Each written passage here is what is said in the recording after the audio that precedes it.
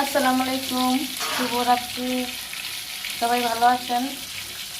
আমি এখন রান্নার জায়গাতে রান্না করতেছি। আমাদের যখন গ্যাস আসবে তখনই আমাদের রান্না করতে হয়। আমি ইলিশ মাছ এই তো ভাজা শুরু করেছি। আর এদিকে আছে ওল, আরেকটা আনাম ওল আপনাদের দেখাচ্ছি। এই যে ওল, ঠিক আছে, এই যে ওল, এটাই আমি রান্না করতেছি। ওল কচু এটা বাদ দিয়েছি। হ্যাঁ, এখন আমি এটা ছাঁকবো। জালি কোথায়? জালিটা নিয়ে ছাঁকবো। এখন আমি ছাঁকতেছি সিঙ্কে। ও মাই গড, অনেক গরম। ওলগুলো ছাঁকলাম, এখন রান্নার পালা। চলুন দেখা যাক। এখন আমি কড়াইটা বসাই দিচ্ছি, তারপরে গরম হবে, তেল দিব। পানি নিয়ে আসি সিঙ্কের থেকে, তেল দিব। বিসমিল্লাহ, বাটিতে তেল দিব,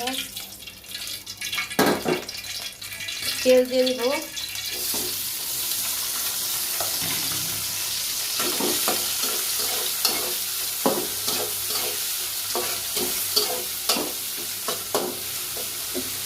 আমি ভুলে এই পেঁয়াজটা ওলের সাথে সিদ্ধ করে ফেলছিলাম।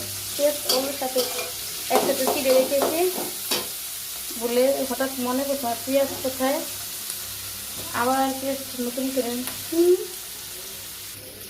লবণ দিয়ে দেবো সাথে, তাড়াতাড়ি হবে ভাজা।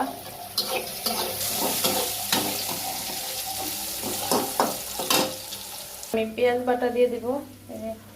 নিয়েছি ইলিশ মাছ, তো আমাদের গ্রামে ইলিশ মাছ ভিতরে রসুন দেয় না।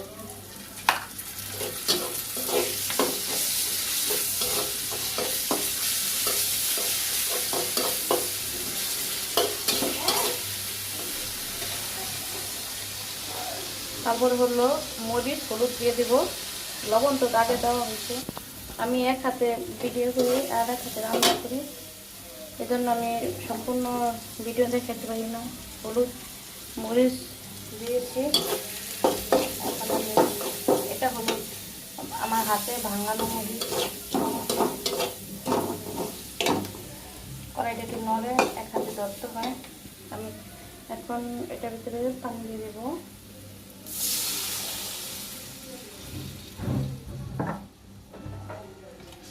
বেশিও মরিচ দিলে ঝাল, কারণ হাতে ভাঙানো তো ঝাল লাগবে।